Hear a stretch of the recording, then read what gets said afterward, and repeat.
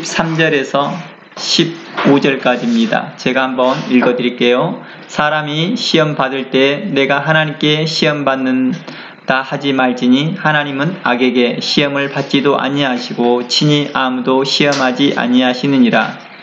오직 각 사람이 시험을 받는 것은 자기 욕심에 끌려 미혹됨이니 욕심이 잉태한즉 죄를 낳고 죄가 장성한즉 사망을 낳느니라. 아멘. 오늘 야고보서 18강 믿음과 욕심 그 두 번째 시간을 나누려고 합니다. 어떻게 보면 주제가 믿음과 욕심과 시험이라고 하는 주제일 수도 있습니다.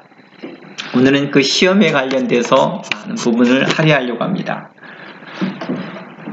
사람이 욕심을 품게 되면 죄를 낳게 되고, 죄는 암과 같이, 암덩어리와 같이 생명이 있어서 자라나나 결국 사람을 위태롭게 하듯 죄는 결국 사람에게 사망을 갖게 한다는 것입니다. 죄가 자라나는 것이죠. 자라나고 있다는 것은 곧 생명이 있다는 뜻입니다. 활발하게 운동력을 갖고 있다는 것입니다. 그런데 그것이 생명이 있기는 있으나 해악을 끼치는 암덩어리와 같더라는 것입니다. 그러나 만일 그리스도를 영접하게 되면 구원을 얻게 되고 예수 그리스도를 믿는 자들은 바로 하나님의 자녀가 되어지고 또 구원함을 얻게 되어지는 그 놀라운 역사를 기독교 역사라고 우리는 말합니다. 기독교 교리의 핵심이 무엇입니까? 예수 그리스도를 믿으면 구원을 받는다라는 것입니다. 그 앞에 무슨 말이 있습니까? 누구나, 어느 누구라도 예수를 믿으면 구원을 받는다라는 이 전제를 놓고, 대주제를 놓고 기독교는 이제 발전해 왔고 지금까지 우리에게 와 있습니다.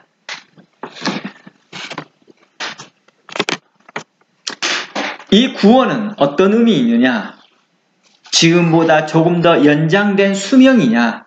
그걸 말하지 아니하고 영원한 생명을 말하고 있습니다. 암에서 치료받는 사람도 또다시 죽음을 맞이해야 됩니다. 어느 날은요. 그러나 예수 그리스도를 믿은 자들에게 대하여서는 그 영원한 생명이 보장되어졌다라고 하는 것이 기독교 교리의 기초입니다. 예수를 믿으면 병이 치료됩니다. 예수를 믿으면 암도 치료가 됩니다. 그리고 절름발이도 일어나게 됩니다. 정신이 온전치 못하였던 자도 정신이 온전케 됩니다. 그러나 결국에는 그들도 죽게 된다는 것입니다. 그 죽음 이후에 우리에게 부활이 있고 영원한 생명이 있다라고 말씀을 가르치는 것이 바로 기독교의 구원입니다. 그것이 오직 예수 그리스도로 말미암아서 온전한 구원, 영원한 구원이 있다라고 성경은 우리에게 약속하고 있습니다. 죄가 자라나듯 우리 구원도 자라나겠지요. 그런데 이걸 구원이 자라난다라고 표현하지 아니하고 우리의 신앙이 자라난다라고 말하고 우리의 믿음이 자라난다라고도 표현합니다. 그리고 이 믿음이 죽는 것도 있고 믿음이 사그라지는 것들도 말합니다. 이것은 그대로 연장되어져서 우리의 구원과도 연결시켜서 성경은 말씀하였습니다. 이러한 내용들은 에베소서에도 말씀하였고 지금 우리가 강의하고 있는 야고보서에서도 말씀하고 있는 것들이고 또한 마태복음부터 사복음서에서도 이러한 일들을 이야기를 하고 있습니다. 하와가 하나님같이 되려고 하듯이 교회에서 종종 다른 지체들의 은사를 시기하고 탐심을 품으며 자신도 그러한 이치에 있는 사람이 되고자 예를 쓰는 사람에 대하여서 성경은 그들에게 대하여서 자신의 분수를 알라라고 말합니다. 그들에게 이렇게 말합니다. 믿음의 분량만큼 생각하라고 말합니다. 그러나 성경은 이렇게 말합니다. 너희가 만일 욕심을 품게 되어지면 너희가 시험을 받게 될 것이다 라고 말합니다. 친히 하나님은 아무도 시험하지 않으나 각 사람이 시험을 받는 이유가 자신의 욕심에 이끌려서 바로 미혹되었다라고 말합니다. 우리에게 믿음의 분량에 따라 하나님께서는 우리에게 은사를 주시고 은혜를 주십니다. 우리는 그것에 대하여 자족하는 마음, 감사하는 마음이 필요할 것입니다.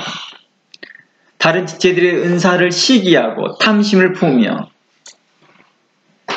다른 형제들에 대해서 지체들에 대해서 인정하지 않으려고 하는 그런 마음들은 하나님께서는 기뻐하지 않으신다라고 말합니다. 그 기초가 무엇이냐? 바로 이웃을 사랑하지 않기 때문이다 라고 말합니다. 이웃에 대하여 신뢰하지 않고 이웃을 그리스도 예수 안에서 존중하지 않는 것에부터 시작되어졌다라고 말합니다. 이 모든 것을 한마디로 말하여서 사랑이 없어서라고 표현합니다. 그리스도 안에서 사랑이 식어서 사랑이 없었기 때문이다 라고 말합니다. 하나님께서 믿음의 분량대로 주신 은사를 가볍게 생각하고 자신을 좀 더 자신이 더 큰 사람인데 자기는 이 일을 더 큰 것을 감당할 수 있는데 라고 하면서 자신의 능력을 과대평가하는 자들입니다. 이러한 사람들을 우리는 나르시스적인 사람이다 라고 말합니다. 자기 자신만을 아는 사람, 자기 중심적인 사람, 자기중심적인 사람, 자기만을 아는 사람, 자기만을 생각하는 사람들은 보통 이러한 생각들을 갖습니다. 이러한 생각이 곧 행동으로 나타나고 이러한 생각이 우리의 믿음으로도 전달되더라는 것입니다. 어떠한 생각을 갖느냐에 따라서 바른 믿음을 갖게 되고 어떠한 생각을 갖느냐에 따라서 거짓된 믿음, 잘못된 믿음, 그리고 교만한 믿음, 또 거만한 마음들을 갖게 되더라는 것입니다. 교만한 믿음이란 말을 쓰기보다는 교만한 마음이란 말을 쓰는 게 맞을 것 같습니다. 다 함께 로마서 12장을 함께 읽어보고 우리가 하나님께서 우리에게 베푸신 은혜와 우리 형제들에게서 어떻게 되었으면 좋겠는지를 살펴보고자 합니다. 로마서 12장 1절부터 제가 읽어보겠습니다. 그러므로 형제들아, 내가 하나님의 모든 자비하심으로 너희를 권하노니 너희 몸을 하나님이 기뻐하시는 거룩한 산제사로 드리라. 이는 너희의 드릴 영적 예배니라. 너희는 이 세대를 본받지 말고 오직 마음을 새롭게 함으로 변화를 받아 하나님의 선하시고 기뻐하시고 온전하신 뜻이 무엇인지 분별하도록 하라. 내게 주신 은혜로 말미암아 너희 중 각 사람에게 말하노니 마땅히 생각할 그 이상의 생각을 품지 말고 오직 하나님께서 각 사람에게 나눠주신 믿음의 분량대로 지혜롭게 생각하라. 뭐하라고 합니까? 지혜롭게 생각하라고 말합니다. 자신이 지혜롭게 생각하는 것이 바로 믿음의 분량이 어느 정도인 걸 생각하는 것입니다. 그 자신이 지혜롭게 생각하지 못하면 자신의 믿음을 과대 포장하겠지요. 과대 확장하겠지요. 이러한 사람들은 하나님 앞에 거룩한 산제사를 드리기가 어렵게 됩니다. 합당한 예배, 하나님 앞에 드릴 영적 예배를 드릴 수 없게 됩니다. 4절 말씀에 이렇게 말합니다. 우리 한 몸에 많은 지체가 가졌으나 모든 지체가 같은 직분을 가진 것이 아니다. 이와 같이 우리 많은 사람이 그리스도 안에서 한 몸이 되어 서로 지체가 되었느니라. 우리에게 주신 은혜대로 받은 은사가 각각 다르다라고 말합니다. 하나님께서 우리에게 받은 은사가 각각 다르다라는 것입니다. 주신 그 성령님께서 우리 마음을 더 잘 알고 우리의 믿음의 형편을 더 잘 아시기에 하나님께서는 바로 우리 각 사람에 따라서 믿음의 분량에 따라서 각 재능에 따라서 나누어줬다라고 말합니다. 그러니 어떤 사람은 애언이면 믿음의 분수대로 하라라고 말합니다. 7절 혹 섬기는 일이면 섬기는 일로 뭐하게 하라는 거예요? 분수대로 하라는 거예요. 계속해서 믿음의 분수대로라는 말을 계속 쓰고 있습니다. 6절에 보면 바로 애언이면 믿음의 분수대로, 이 믿음의 분수라는 말을 계속 그 다음 구절에도 계속 연결시켜줘야 됩니다. 연결시켜주면서 섬기는 이면 섬기는 일도 믿음의 분수대로, 가르치는 자면 가르치는 일도 믿음의 분수대로 하라라고 말하였습니다. 또한 권위하는 자면 권위하는 일로, 구제하는 자는 성실함으로, 다스린 자는 부지런함으로, 긍휼을 베푸는 자는 즐거움으로 할 것이니라 라고 말하고 있습니다.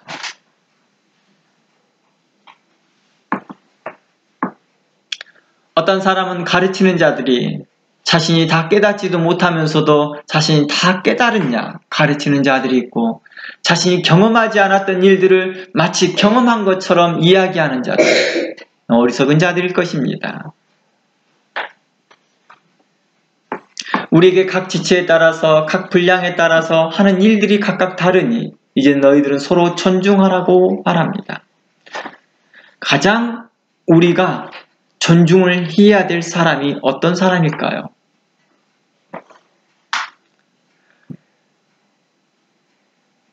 일반 시민이 대통령을 존중하는 것은 너무 쉽습니다.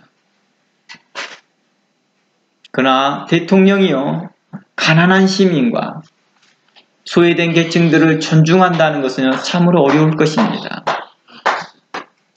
높은 위치에 귀한 직책을 가질수록, 또 귀한 사역을 맡을수록 자신의 지체들을 존중하고 섬기는 훈련, 또 섬기는 그런 마음들이 매우 중요할 것입니다. 그랬을 때에 그 성도들이 그 목회자와 또 귀한 은사를 가진 자들과 귀한 사역을 가진 자들을 더 존중할 것입니다. 만일 권위자가 사회 소외계층에 와서 그들을 섬겨주고 그들을 인정해 주었을 때 그 소외계층들이 누구를 더 존중할까요? 바로 그 권위자를 더 존중합니다. 당연한 이치지요. 그런데 권위자가 자신의 권위만 유지하면서 너희들은 나만 존중해 라고 억압하고 강압한다면 도리어 사람들에게 반감만 살 것입니다. 어리석은 일이죠.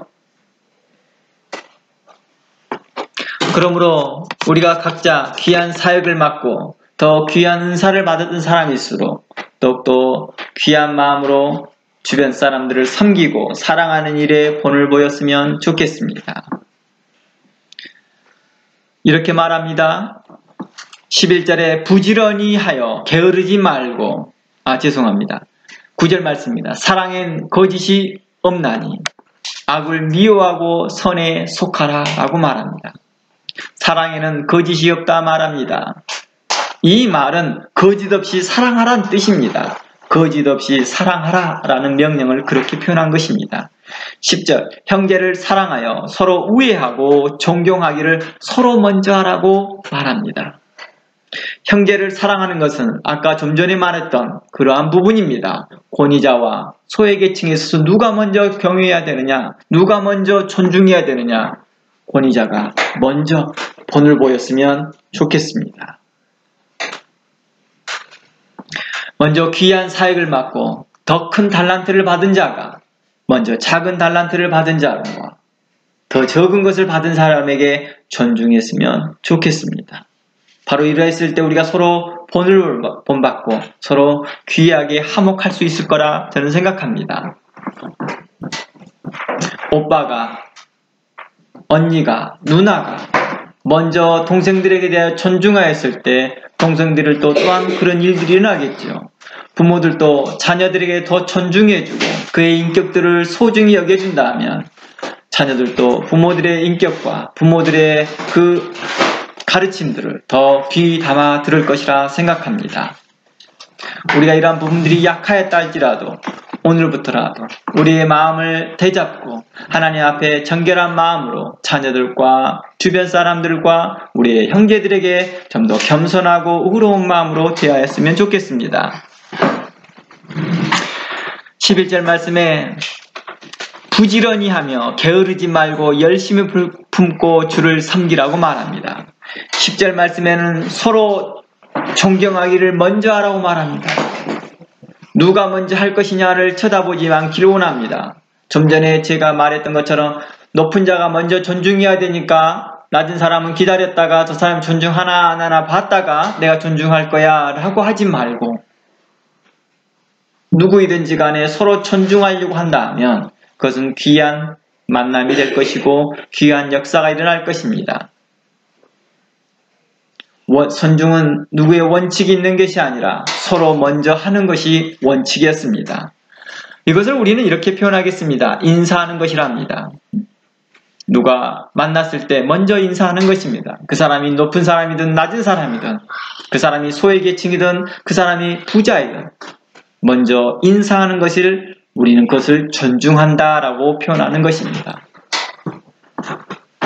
그에게 샬롬을 외치고 그에게 안녕하세요를 말하고 그들에게 에이레네를 말하고 그들에게 헬로를 말하고 그들에게 하와이를 물어보는 것이 우리에게 있어서 존중의 표현일 것입니다. 그러나 이 존중에서 거짓 없이 하라고 성경은 이야기합니다. 그러면서 우리에게 이렇게 말합니다. 열심을 품고 주를 섬겨라. 부지런하라고 말합니다. 소망 중에 즐거워하며 환난 중에 참으며 기도에 항상 힘쓰며 성도에 쓸 것을 공급하며 손대접하기를 힘쓰라고 말합니다. 너희를 핍박하는 자를 축복하고 저주하지 말라라고 말합니다. 즐거워하는 자들로 함께 즐거워하고 우는 자들로 함께 울라. 서로 마음을 같이하며 높은 데 마음을 두지 말고 도리어 낮은 데 처하여 스스로 지혜 있는 체 하지 말라. 아무에게도 악으로 악을 갚지 말고 모든 사람 앞에서 선한 일을 도모하라. 할 수 있거든 너희로는 모든 사람으로 더불어 평화하라. 내 사랑하는 자들아 너희가 친히 온수를 갚지 말고 진노하심에 맡기라. 기록되었으되 온수 갚는 것이 내게 있으니 내가 갚으리라 주께서 말씀하시니라. 내 원수가 줄이거든 먹이고 목마르거든 마시우라. 그리함으로 내 숯불을 그 머리에 쌓아 놓느니라. 악에게 지지 말고 손으로 악을 이기라 하였습니다. 로마서는 우리에게 이처럼 의로운 삶을 살 수 있도록 우리에게 가르쳤습니다. 로마서 12장을 통하여서 우리에게 배울 수 있는 것은 하나님의 거룩한 백성으로서 하나님의 성도로서 마땅히 행할 바들을 말하고 있습니다. 이 가르침은 에베소의 말씀과 같은 말씀이요. 이 가르침은 바로 야고보서의 가르침과 같습니다. 같은 맥락을 하고 있습니다. 서로 사랑하라고 말합니다. 사랑하는 자들아 친히 온수를 갚지 말고 진노하심에 맡기라고 말합니다.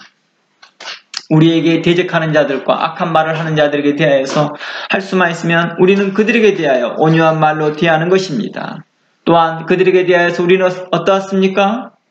지혜롭게, 의롭게, 선하게 행할 것들을 배워나가는 것입니다. 그리하여 마땅한 것들을 하나님께 배웠던 것들을 그들 앞에서 행하는 것입니다. 악에게 절대 질수 않는 방법이 무엇입니까? 선을 행하는 것이었습니다. 악에게 절대 지지 않는 것이 뭐였습니까? 바로 하나님의 말씀으로 지혜롭게 행하는 것이었습니다. 그것이 뭐였느냐? 온수가 줄이거든 먹이고 목마르거든 마시우게 하라. 그리함으로 내가 숯불을 그 머리에 쌓아둘 것이니라. 아마 온수가 갈급했나 봅니다. 굶주렸나 봅니다. 그랬을 때 너 당해봐라 잘됐다라고 모른 채 하지 말고 그들에게 대하여서 긍휼함을 베풀라는 것입니다.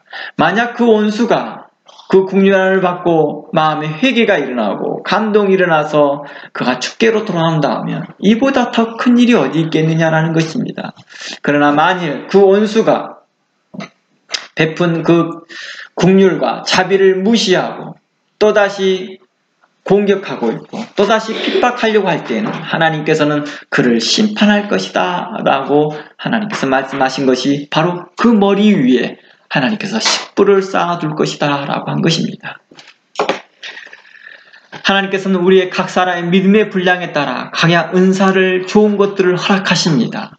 그러니 그 좋은 은사와 각양 좋은 것들을 가지고 이웃과 함께 나누었으면 좋겠습니다. 그리고 그 믿음의 분량에 따라 사역을 맡기기도 하고 또 계시하기도 하고 어느 때는 말씀을 깨닫기도 하더라는 것입니다. 그래서 어떤 사람들은 장성한 자는 더 단단한 음식을 먹고 의의 말씀을 깨닫는 자가 있고 어떠한 사람은 그걸 깨닫지 못하고 있는 자들도 있습니다. 그러나 여전히 깨닫지 못한다 하여도 그 사람을 뭐하지 말고 정죄치 말고 불쌍히 여기고 그들을 존중하는 것을 성경은 말하고 있습니다. 그래서 고린도전서에서는 혹 어떤 사람은 믿음이 부족하여서 이것을 먹지 못한다 할지라도 그를 비판하지 말라, 판단하지 말라. 그도 또한 누구니라? 그리스도께서 핏값으로 산 형제니라. 그러니 형제를 비판하지 말라라고 말합니다. 먹지 못하고 믿음이 연약한 형제에 대하여서 비판보다는 그들을 긍휼히 여기고 자비롭게 여기며 그들 안에 사랑을 공급하였으면 좋겠습니다. 라고 사도 바울은 우리에게 권면하였던 것입니다. 이제 우리에게 당면한 것들이 무엇이냐? 우리가 여러 가지 시험을 만나는 것들입니다. 우리는 과연 그 시험을 만났을 때 우리는 어떻게 해야 될 것이냐에 대한 부분입니다.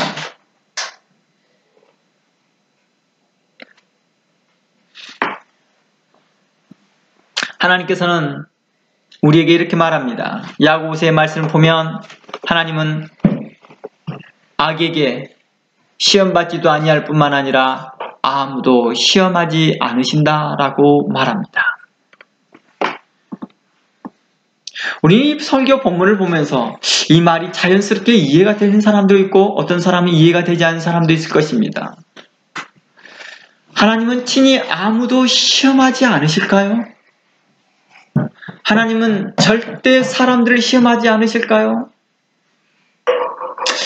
아마 이 말은 우리에게 자연스럽게 인식되기보다는 무언가가 부자연스러울 것입니다. 도리어 하나님은 우리를 시험하신다라는 말씀이 우리에게 좀 더 자연스럽게 인식될 거라 봅니다.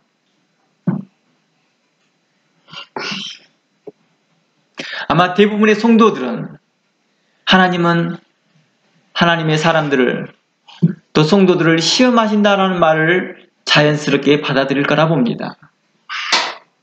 그러나 야고보 좀 전에 우리 야고보서의 본문에서는 하나님은 친히 아무도 시험하지 않으신다라고 말합니다.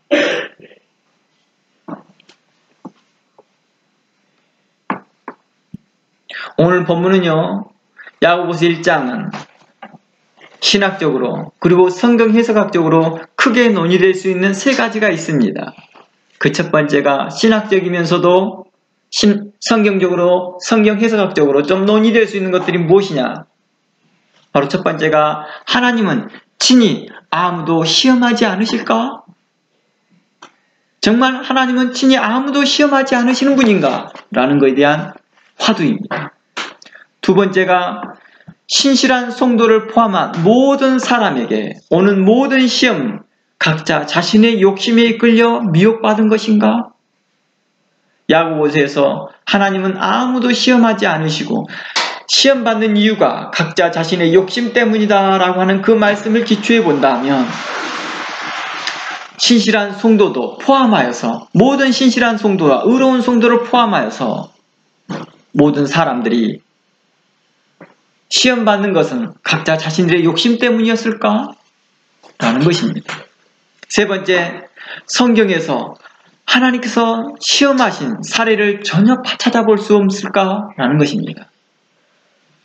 성경에서 하나님께서 시험하였던 사례를 우리는 전혀 찾아볼 수 없는가? 라는 이 질문에 대해서는 우리는 쉽게 대답할 수 있습니다. 있습니다. 아브라함, 우리는 쉽게 그렇게 말합니다. 그래서 우리에게 있어서 하나님은 친히 아무도 사람들을 시험하지 않으신다라는 말이 자연스럽게 인식되기보다 하나님은 사람들을, 성도들을 시험하신다라는 말이 자연스럽게 인식되는 것입니다. 그러면 야고보서에서는 왜 하나님은 친히 아무도 시험하지 않으신다라는 말을 했을까요? 바로 이것은 야고보가 하고자 하는 그 맥락이 있다라는 것입니다. 그러므로 야고보가 하고자 하는 그 맥락을 파악을 해야지 이것을 신학적 말로 또 어떤 규정된 언어로 하나님은 절대 아무도 시험하지 않으신 분이라고 규정해서는 안 될 것입니다. 하나님의 속성을 그렇게 규정하지 않습니다.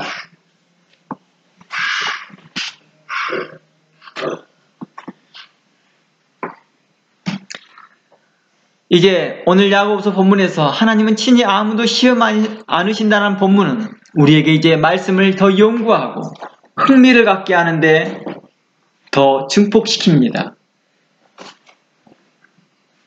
도리어 성경에 대한 반감보다 또 하나님에 대한 반감보다는 자연스럽게 우리는 어떻게 되어집니까?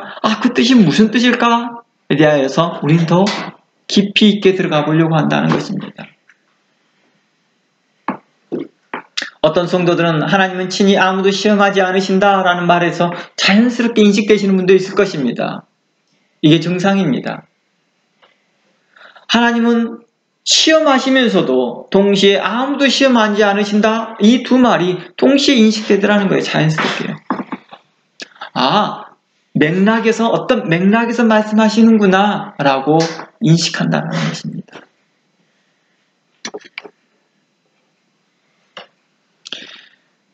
이제 어떠한 맥락에서 있는지 궁금증을 갖게 하고 이제 성경을 더 깊이 관찰하게 함으로 인해서 우리는 이제 하나님의 뜻을 더 깊이 알아갈 것입니다. 이제 위에 세 가지 질문에 대해 당연한 대답을 성경을 통해서 관찰하고 이제 확인해 보겠습니다. 여기에 대한 대답은요, 이미 여러분들이 질문을 하는 동시에 답을 갖고 있었습니다. 그리고 또한 직접적인 대답을 못한다 할지라도 이미 알고 있었던 것입니다. 모든 성도들과 공동체를 하나님은 시험하십니다. 신명기 말씀을 들어가 봅니다. 8장입니다. 신명기 8장 2절 말씀에 이런 말씀이 있습니다. 내 하나님 여호와께서 이 40년 동안에 너로 광야의 길을 걷게 하신 것을 기억하라. 이는 너를 낮추시며 너를 시험하사 내 마음이 어떠한지를 그 명령을 지키는지 안 지키는지를 알려 하심이니라. 하나님은 우리를 시험하셨습니다. 한 개인을 시험한 게 아니라 그 공동체를 시험하였다는 것입니다. 그럼 이 공동체 전체가 탐욕을 품었다는 것입니까? 그런 뜻이 아니었습니다. 하나님의 말씀의 의도를 보면 이를 하나님께서 광야를 길을 걷게 하신 것은 너를 낮추고자 하는 목적이었다. 너를 시험하려고 하는 그 목적은 뭐였냐? 너희가 그 명령을 정말로 지키는지 안 지키는지를 알고자 하였다라는 것입니다. 내가 진심으로 하나님의 말씀에 따르는지를 알고자 하나님은 우리를 시험하신다라는 것입니다. 3절 말씀에 너를 낮추시며 너를 줄이게 하시며 또 너도 알지 못하며 내 열조도 알지 못하던 만나를 먹게 하신 것은 사람이 떡으로만 사는 것이 아니요 여호와 입에서 나오는 모든 말씀으로 사는 줄을 너희로 알게 하려 하심이니라.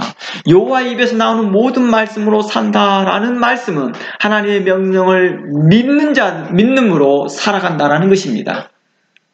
하나님의 입에서 나오는 모든 말씀으로 산다. 이 말은 곧 하나님의 말씀을 의지하고 믿음으로 살아가는 자들에게는 하나님께서 먹을 것, 입을 것, 또한 그할 것을 허락하시겠다라는 그 믿음에 살겠다라는 것입니다.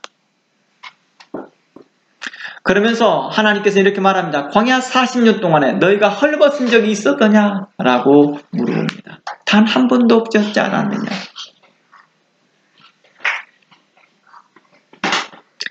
심지어 하나님은 의인이라도 시험하십니다. 에레미야서 20장 12절 말씀에 이러한 말씀이 있습니다. 에레미야 20장 12절 말씀에 의인을 시험하사 그 폐부와 심장을 보시는 만군의 여호와여 나의 사정을 주께 아리었사온즉 이라고 말합니다. 에레미야는 이렇게 말합니다. 의인을 시험했다고 말합니다. 광야 안에서는요, 광야교회는요, 마음이 광탁한 사람도 있었지만은 또한 하나님 앞에 의로운 자들도 있었다는 것입니다. 모세를 비롯하여서 여호수아, 갈렙, 많은 사람들이 의인의 사람도 있었다는 것입니다. 하나님께서 시험하신 목적은 우리의 뜻과 마음을 단련시키고자 하기 위해서 우리를 시험하신다라고 말합니다. 하나님의 시험하신 목적이 뭐라고요? 우리의 마음과 우리의 뜻을 단련하신대요. 시편 26편 1절 말씀을 들어가 봅니다. 시편 26편 1절 2절 말씀을 읽어보겠습니다. 내가 나의 완전함에 행하였사오며 여동치 아니하고 여호와를 의지하였사오니. 누가 말을 해요? 내가 나의 완전함에 행하였다. 내가 정말 믿음으로 행했습니다. 이 말과 같습니다. 저는 믿음으로 행했습니다. 저는 믿음 안에 여동치 아니했습니다. 하나님을 믿음으로 의지하였습니다. 이 말과 같습니다. 여호와여 나를 판단하소서. 그때 이렇게 말합니다. 하나님 나를 판단하여 주시옵소서. 여호와여 나를 살피시옵소서. 그리고 그 다음에 뭐라고 말합니까? 나를 시험하사 내 뜻과 마음을 단련하여 주시옵소서라고 간청합니다. 시험은 어떻게 보면 자발적으로 하나님 저 시험 받겠습니다 라고 자발적으로 요청하고 있습니다. 내가 하나님 앞에 의로우심을 주께서 아시나이다. 이 말은 내가 주님만 신뢰하고 주님만 의지함을 주께서 아시나이다. 주께서 알기를 원하나이다. 이런 의미겠죠. 이 말씀은 야고보서 1장 말씀과 일치한 말씀이겠죠. 이 시편 26편 1, 2절 말씀은 야고보서의 말씀과 일치합니다. 나의 완전함에 행하여 싸움즉 여호와여 나를 살피시고 시험하사 내 뜻과 내 마음을 단련하소서. 야고보서 1장 2절 말씀이 뭐라 말합니까? 내 형제들아 너희가 여러 가지 시험을 만나거든 온전히 기쁘게 여기라. 이유가 뭡니까? 내 뜻과 내 마음을 도리어 단련하고 성숙시키고 온전케 하기 때문이라는 것입니다. 3절 말씀에 이는 너희의 믿음의 시련이 인내를 만들어내는 줄 너희가 압니다. 너희의 믿음의 시련이 인내를 만들어준다. 인내를 만들어준다는 것이 무슨 뜻이라고 했어요? 내 마음과 내 뜻을 단련한다. 또 이 말을 믿음을 더 강력하게 해준다는 것입니다. 튼튼한 믿음, 강력한 믿음, 흔들리지 않는 믿음 만들어줄 것이다 말합니다. 4절 말씀에 인내를 온전히 이루라. 인내를 어떤 의미라겠죠? 믿음이라고 말했죠. 믿음을 온전히 이루라. 그러니까 야고보서에도 계속해서 믿음을 이야기하고 있다는 것입니다. 인내는 무엇이 바탕이 되어 있다고 말했죠? 믿음이 바탕이 되어 있다고 했죠. 믿음이 바탕이 없는 인내는 없습니다. 믿음 온전히 이루라. 이는 너희로 온전하고 구비하여 조금도 부족함이 없게 하리라 합니다. 맞습니다. 앞전에 여러 번 강조했지만 이 본문을 자세히 보면 시험을 만나는데 기뻐해야 할 이유가 바로 우리가 온전하게 되고 부족함이 없도록 하기 위함이었습니다. 이것을 시편의 말씀을 인용해 보면 우리의 뜻과 마음을 단련시켜 우리의 믿음과 신앙을 굳게 하고 온전케 하겠다라는 말씀입니다. 이제 하나님께서 의인 아브라함을 시험했던 내용을 살펴보겠습니다. 창세기 22장 1절입니다. 창세기 22장 1절입니다. 그 일 후에 하나님이 아브라함을 시험하시려고 그를 부르시되 아브라함아 하시니 그가 가로되 내가 여기 있나이다. 여호와께서 가라사대 내 아들 내 사랑하는 독자 이삭을 데리고 모리아 땅으로 가서 내가 내게 지시한 한 산에 거기서 그를 번제로 드리라 라고 하나님께서는 아브라함을 시험합니다. 하나님께서는 정말 여러 차례 약속하였습니다. 아브라함에게 너를 통하여서 큰 민족을 이루겠다라고요. 심지어는 아브라함에게 씨도 없었습니다. 자녀가 이삭도 없었을 때에도 그 약속을 합니다. 이스마엘이 날 때도 그 약속을 합니다. 이스마엘은 어떻게 보면 사라에게 난 사람이 아니었기에 또 하나님께서는 이렇게 말합니다. 사라를 통해서 큰 민족을 이루겠다라고 약속합니다. 그러나 이미 나이가 많아져 버렸습니다.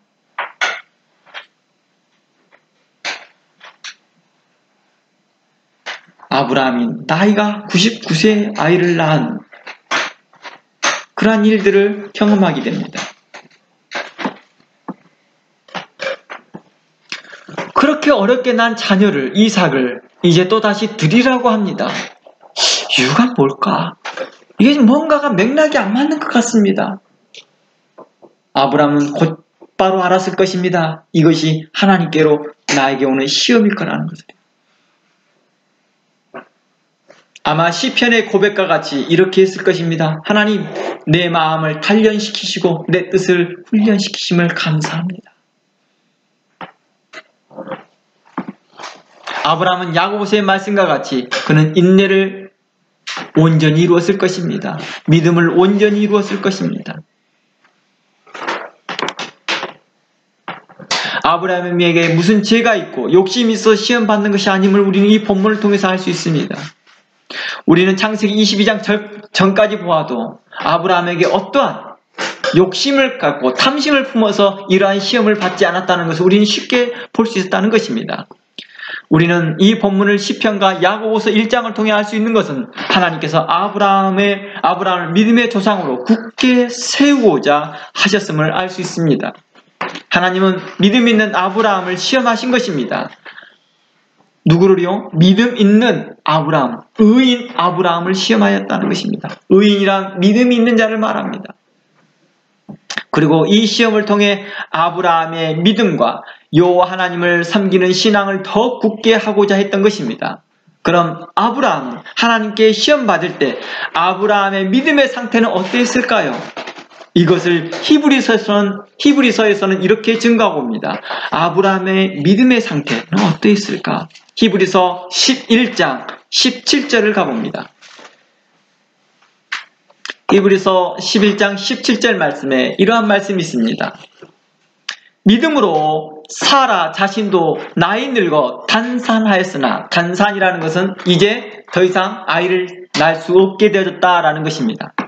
잉태할 힘을 단산하였으나 잉태하는 힘을 얻었나니 이는 약속하신 일을 미쁘신 줄, 미쁘신 줄이라는 것은 신실하신 줄이라는 뜻입니다. 신실하신 줄, 의로우신 줄, 여기서는 신실하다라는 뜻입니다. 신뢰할 만하다라는 뜻입니다. 신뢰할 만하다. 아니면 신뢰하시는 분이다 이런 뜻입니다. 아니라 미쁘신 줄 뭐했더라? 알미라. 자, 제가 계속해서 포인트를 줍니다. 알미라. 생각한지라. 이렇게 말했죠. 로마서에서는 뭐였어요? 생각한지라 라고 말했습니다.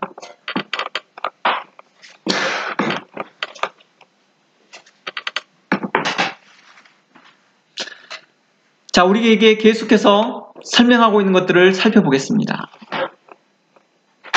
히브리서 11장 12절. 이러므로 죽은 자의 방불한 사람이, 여기서 죽은 자의 방불한 사람은 누구를 말해요? 사라죠. 또한 아브람도 말합니다. 아브람과 사라가 죽은 자와 방불한 사람으로 말미암아 하늘의 허다한 별과 또 해변의 무수한 모래와 같이 많이 생육하였느니라. 사라는 이제 생육할 수 없었던, 자녀를 낳을 수 없었던 사람이었기에 죽은 사람과 같다라고 말합니다. 또한 나이를 많이 먹었기에 죽은 사람과 방불한 사람, 비슷한 사람이었다라는 것입니다. 아브라함의 이러한 경험은 이러므로 우리에게 설명한 것이 무엇입니까? 자신의 아들 이삭이 죽는다 할지라도 하나님께서 그를 다시 살리실 수 있다는 믿음을 갖게 했다는 것입니다. 보세요. 죽은 자와 방불한 사람으로 말미암아 하늘의 별과 같이 해변의 무수한 모래와 같이 세웠다라는 것입니다. 이것은 곧 예수 그리스도의 부활을 우리에게도 상징적으로 설명할 수도 있을 것입니다. 아브라함의 이러한 경험은 자신의 아들 이삭이 죽는다 할지라도 하나님께서 그를 다시 살리실 수 있다는 믿음을 갖게 해주었다는 것입니다. 그 확신 가운데 하나님의 명령을 믿음으로 준행한 것입니다.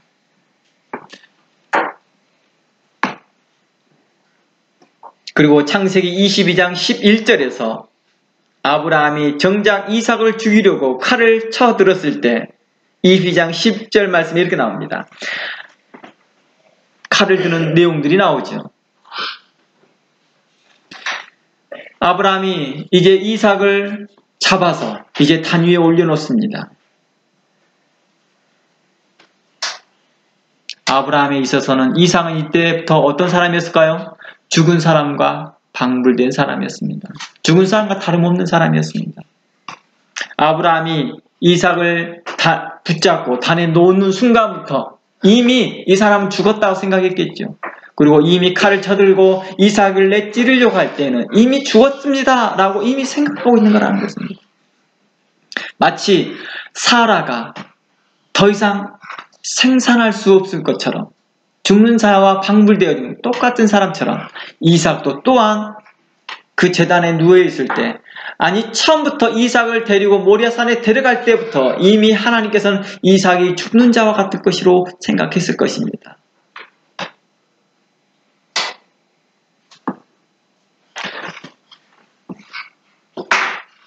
아브라함이 이삭을 죽이려고 칼을 쳐들 때, 이제 하나님께 드리려고 할 때에 이미 아브라함에게 있어서 이삭은 더 이상 자신의 자식이 아니었습니다. 이미 하나님께 희생된 자였을 것입니다. 그러나 하나님의 사자가 하늘로부터 그를 불러 아브라함아, 아브라함아, 그 아이에게 내 손을 대지 말라, 아무 일도 그에게 하지 말라 하실 때, 그것은 아브라함에게 죽은 자 가운데서 이삭을 도로 받는 것이었다라고 성경은 말하고 있습니다.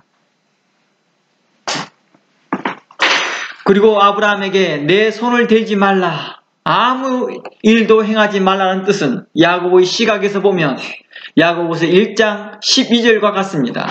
하나님께서 아브라함의 믿음과 순종과 인내를 시험을 견디고 옳다 인정함을 받았다는 증거입니다. 그리고 그에게 약속하신 그 생명의 면류관이 보장되었음을 말하는 것입니다. 야고보서 1장 12절 말씀에 시험을 참고 옳다 인정함을 받는 자들에게는 무엇이 있도다? 생명의 면류관이 있을 것이다 라고 하심과 같이 바로 아브라함에게 그 시험을 인내로 견디고 옳다 믿음으로 견디고 옳다 인정을 받다는 그 증거로 이제 그에게 약속하신 생명의 면류관을 보장되었음을 그에게 말했을 것입니다. 잠시 이곳에서 창세기 22장 12절에서 삼위일체 신학적 관점도 이제 살펴보고자 합니다. 12절 말씀 자세히 한번 봐보면 사자가 가라되 이 아이에게 손을 대지 말라, 아무 일도 그에게 하지 말라, 내가 내 아들 내 독자라도 내게 아끼지 아니하였으니 내가 이제야 내 하나님을 경외하는 줄을 알았노라 라고 말합니다. 이 본문을 자세히 보면 이상한 패턴이 흐릅니다. 이것에 여호와의 사자라는 분이 나타납니다. 여호와의 사자. 여호와 자신은 아닌데 여호와의 사자라고 나와있죠. 여호와의 사자가 말합니다. 내게 아끼지 아니한 것은, 자신을 보세요. 여호와의 사자였으면 하나님의 대변인과 같은 사람이겠죠. 근데 내게 아끼지 않았다고 말합니다. 정확한 문법적으로 말한다. 문법이 좀 안 맞는 거죠. 문법적으로 말하면 이렇게 말해야 되죠. 여호와의 사자가 가라사대 하나님께 이삭을 아끼지 아니하였으니 이렇게 말해야 되잖아요. 근데 내게 아끼지 않았다고 말하잖아요. 마치 이 제물을 여호와의 사자께 드리는 것처럼 보입니다. 그러니까 여호와의 사자 자신이 여호와 하나님과 뭘 하고 있어요? 동일시하고 있잖아요. 동일시하고 있다는 것입니다. 이는 성자 하나님이심을 설명하고 있습니다. 더욱 선명하게 드러나는 것은요, 그 다음 내용입니다. 이제야 내가 하나님 경외하는 줄을 알았노라. 보실래요? 내가는 누구죠? 여호와의 사자잖아요. 여호와의 사자가 이제야 내가 하나님 경외하는 줄 알았대요. 이렇게 말해야 되죠. 보실래요? 내가 여호와의 사자죠. 여호와의 사자가 내가 이제야 너가 나를 경외하는 줄 알았노라 이렇게 말해야 되잖아요.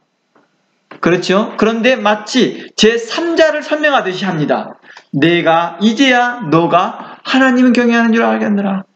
이는 여호와의 사자, 즉 성자 자신이 구별된 위격으로 성부 하나님을 나타내잖아요. 그렇죠? 성자 하나님이 성부 하나님을 대하듯이 말합니다. 이제야 너가 성부 하나님을 온전한 마음으로 경외하는 줄을 내가 알았노라 하는 말씀과 같습니다. 근본 하나님이신 성부, 성자, 성령님, 하나님이 구별된 위격을 보여주신 것이다. 우리는 볼 수 있는 것입니다. 이렇게 짧게 이제 신학을 함께 삼위일체에 대해서 나눴지만 나중에 더 깊이 삼위일체에 대해서는 더 설명하겠습니다. 물론 에베소 강의를 통하여서 이미 제가 다뤘던 내용이기 때문에 참고해 보셔도 될 것 같습니다. 이제 오늘 설교 주제로 다시 돌아가 봅니다. 하나님은 우리를 불묘코 시험하십니다. 그렇죠. 그런 의미, 야고보서의 맥락에서 말하는 그 시험, 하나님께서 아무도 시험하지 않는다라는 그 맥락은 어떤 뜻일까요? 바로 욕심을 내는 자들 때문이었습니다. 욕심을 내고 자신의 믿음의 분량을 이해하지 못하고 거만한 마음과 마땅히 생각할 이상을 품으면서 계속 더 요구했던 자들일 것 같습니다. 하와가 시험을 받을 때 탐욕을 품음으로 뭐 했습니까? 그 탐욕을 통하여서 더 먹음직스럽고 보암직스럽고 먹기에 탐스럽게 보였던 것들처럼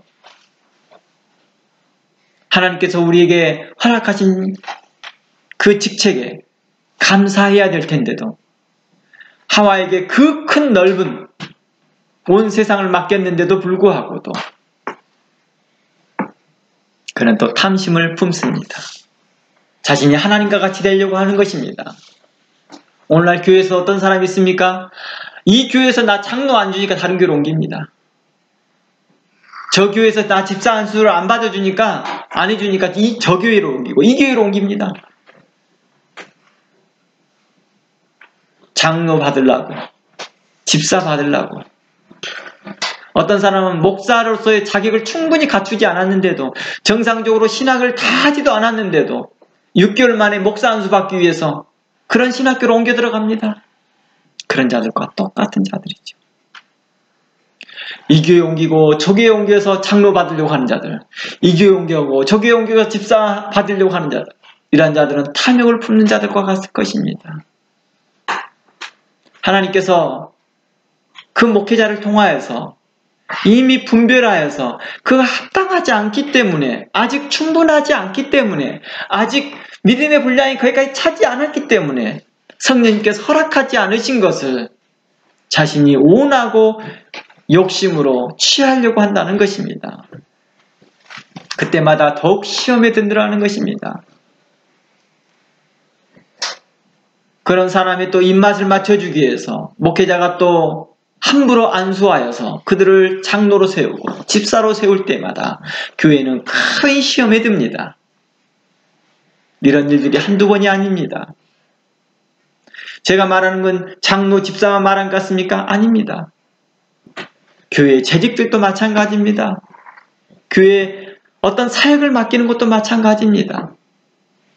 탐욕을 품습니다. 자신이 피아노 반주해야 됩니다. 자신이 지휘자가 돼야 됩니다. 그런 탐욕을 품습니다.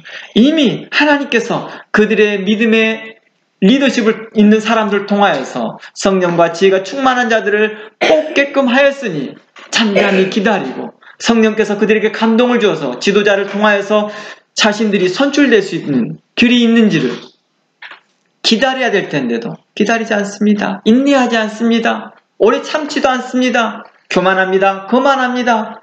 교회를 돌아다니면서 이리 돌아다니며 저리 다니면서 문제만 만들어냅니다. 어떤 자들은 어디에서 장로 안수를 받았는지도 모르는데 그냥 자신이 장로래요. 그냥 나이가 돼서 장로가 된 것이겠죠. 우린 그러지 않았으면 좋겠습니다. 오늘날 교회가 순수성을 잃어버리고 하나님의 말씀에 대하여서 진리가 약해져 버리고 하나님의 말씀이 우리에서 역사하지 못하는 이유가 하나님의 말씀을 정직하고 깨끗하고 의로운 마음으로 받지 않았기 때문입니다. 가끔 교민 뉴스를 보면 정말 감사할 일들이 나옵니다. 저희 교회에 안수 집사를 세웠습니다. 저희 교회에 장로를 세웠습니다. 권사를 세웠습니다. 정말 축하해요. 좋은 일이에요. 그런 일들은요. 그런 일들은 정말 타 교회라 할지라도요. 여러분들이 축하해 줘야 됩니다.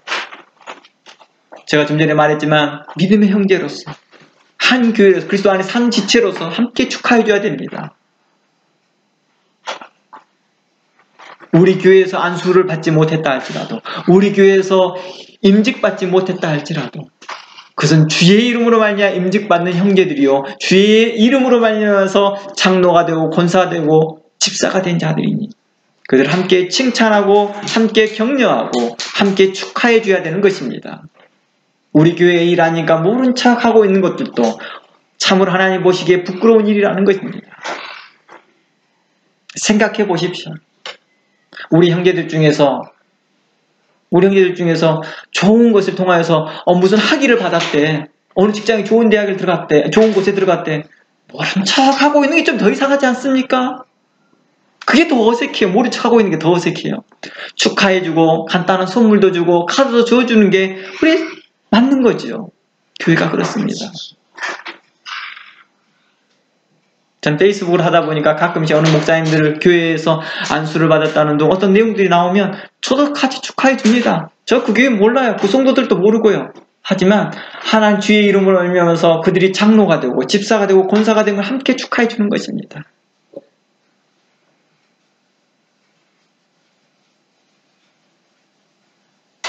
그러나 어떠한 자들은 어떻습니까? 어리석은 자들은 이 교회에서 집사 안 주니까 저 교회로 옮기고 저 교회에서 장로 안 주니까 또 다른 교회로 옮겨서 끝까지 자신이 장로가 되려고 하고 집사가 되려고 하는 자들은 어떻습니까? 그것이 입맛에 함께 또 목회자가 함께 발을 맞추게 되면 그 교회가 큰 시험에 빠지고 위험에 빠지고 하나님께서도 참으로 기뻐하지 않는 일들을 행하면서도 하나님께 영광 돌리고 있을 때 하나님께 과연 그것을 기뻐 받으시겠느냐는 것입니다. 성도들에게 유익이 되지도 않을 뿐만 아니라 주변 사람들도 믿지 않는 사람들에게도 덕이 되지 않는다는 것입니다. 디모데 전후서를 기초하여서 보면 참으로 우리는 합당한 자들을 우리는 임직자로 세울 것입니다. 성령께서 그것을 허락하실 것입니다. 우리 교회도 어느 때가 되면 그러한 일들을 행하겠지요. 참으로 우리에게 현재 주어진 그 일에 자족하면서 감사하면서 우리가 맡겨진 그 직분과 하고 있는 일과 하고 있는 봉사와 하고 있는 책임에 대하여서 감사하면서 하나님께 간구하면서 하나님 앞에 더 신실하고 의롭고 정직하고 하나님 앞에서 그 시험을 통하여서 통과되어져서 더 의로운 자로서 더 믿음과 뜻이 더 단단해지는 자로서 성장되어지기를 원하는 것뿐입니다. 가끔 신앙생활 하다 보면 교회에서 시험 받아서 교회에 옮기려고 하는 자들이 있습니다. 그 시험에서 견디십시오. 인내하십시오. 오래 참으십시오. 그리하여서 그곳에서 성숙되어지기를 원합니다.